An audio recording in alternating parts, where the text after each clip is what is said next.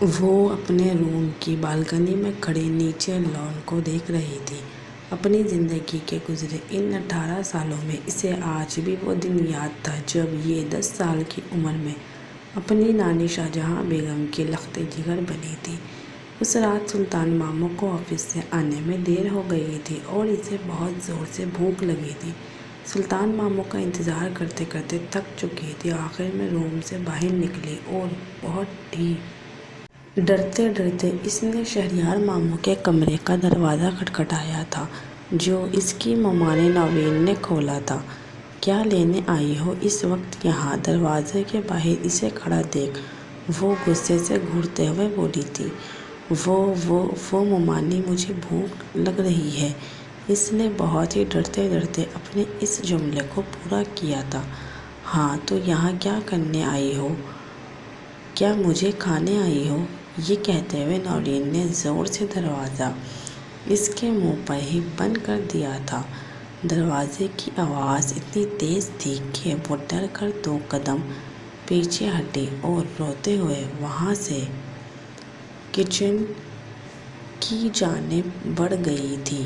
کیوں نہ کہ اپنی نانی کے کمرے میں تو یہ بالکل بھی نہیں جا سکتی تھی۔ کسی کے رونے کی زوردار آواز پر شاہجہاں بیگم کی آنکھیں ایک دم ہی کھلی تھیں۔ انہیں لگا شاید افریقہ یا ایشال میں سے ہی کوئی رو رہی ہوگی۔ پھر بڑبڑاتے ہوئے اٹھنے لگی کہ کتنی بار نورین سے کہا ہے اپنی بیٹیوں کو اپنے پاس سلایا کرو مگر نورین اور شہریار میری بات سنیں تب نہ۔ کمرے سے باہر آئیں، ہال میں داخل ہوئیں تو اس کو روتا دیکھ شاہجہاں بیگم بولیں، اب اتنی رات گئے یہ کیوں رو رہی ہے سلطان؟ جب سنبھال نہیں سکتے تھے تو لائے ہی کیوں؟ کچھ نہیں ماں بیگم، وہ مجھے آج آفس سے آنے میں دیر ہو گئی تھی، اپنے لیے روٹی بنا رہی تھی تو اس کا ہاتھ جل گیا۔ کیوں اس کو روٹی بنانا آتی ہے جو یہ کچن میں گئی تھی؟ شاہجہاں بیگم نے پوچھا۔ نہیں پر پورے حالات سب کچھ سکھا دیتے ہیں۔ سلطان نے اپنی ماں کی بات کا جواب دیا تھا۔ جب سب کھانا کھاتے ہیں تو یہ کیوں سب کے ساتھ نہیں کھا سکتی؟ شاہجہاں بیگم نے پوچھا۔ کھا سکتی ہے پر آپ کی اجازت نہیں ہے۔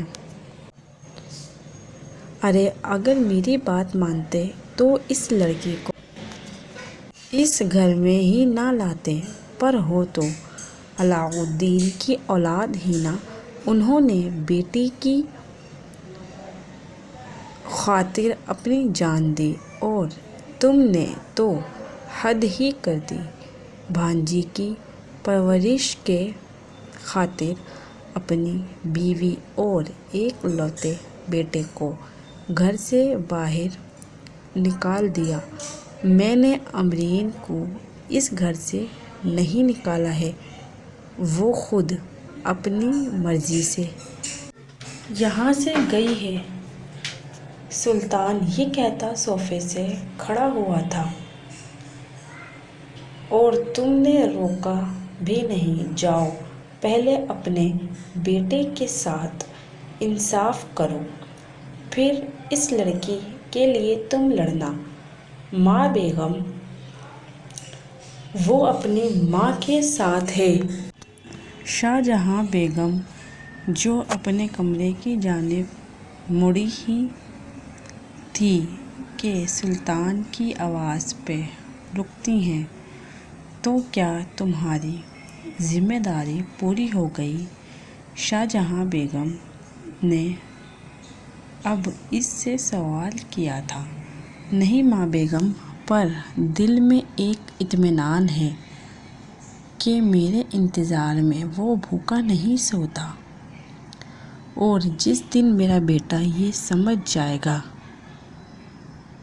کہ اس کے ماں باپ میں سے کون صحیح ہے تو وہ میرے ساتھ کھڑا ہوگا۔ ہاں ضرور، کیوں نہیں؟ ویسے بھی اس خاندان کے ہر خون نے ماؤں سے بغاوت ہی تو کی ہے، پہلے نور الہدیٰ اور اب تم، اور اگر تمہارا بیٹا بھی کر لے گا تو کون سی بڑی بات ہوگی؟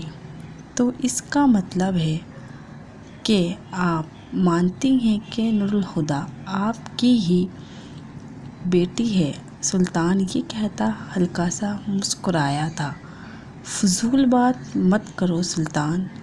شاہ جہاں بیگم یہ سمجھ گئی تھی کہ سلطان ان کو اپنی باتوں میں پھنسا رہا ہے، اسی لیے وہ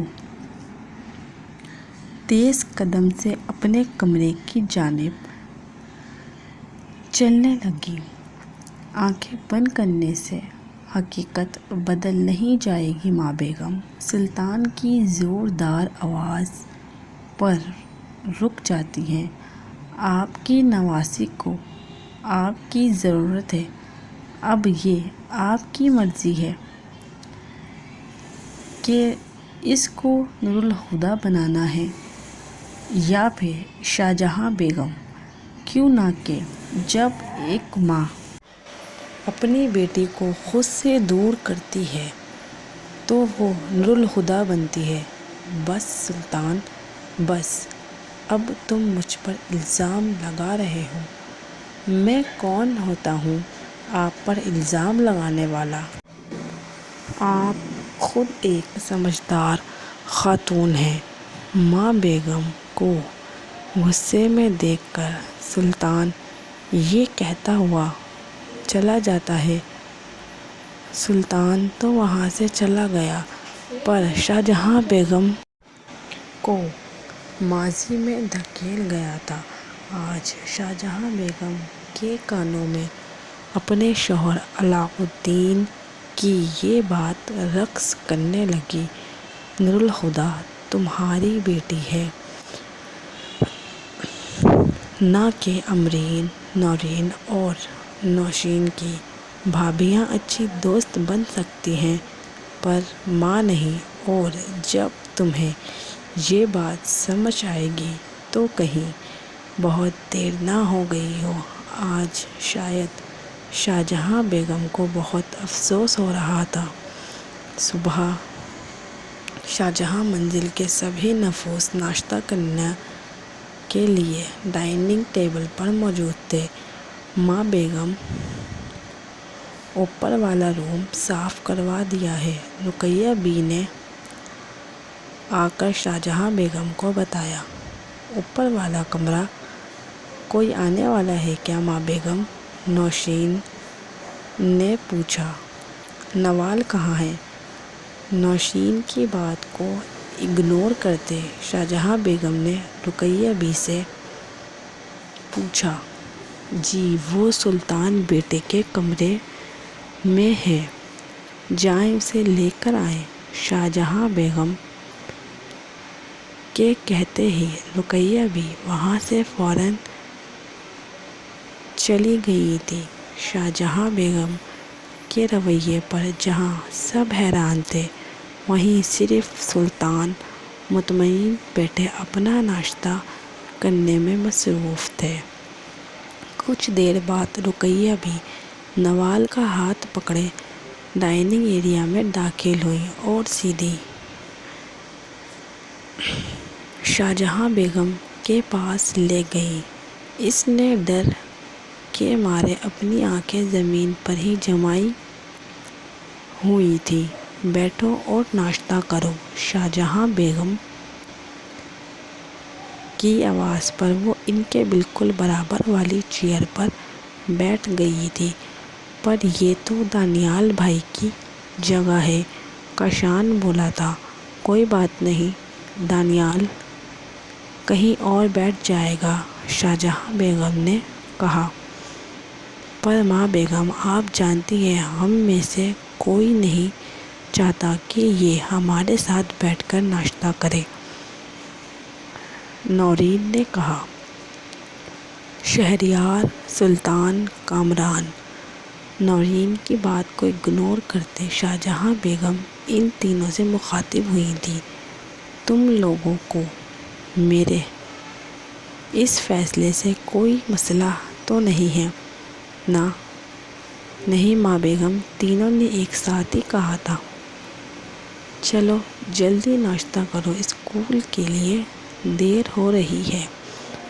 نورین نے غصے سے افیقہ اور اشال کی جانب دیکھتے کہا، اور ہاں کامران، نوال کا ایڈمیشن اسکول میں کروا دینا۔ جی ماں بیگم، کامران نے اپنی ماں کی بات کا جواب دیا تھا۔ اور سلطان، تم اپنی بیوی اور بیٹے کو کل گھر لے آنا۔ آج سلطان بہت خوش تھا۔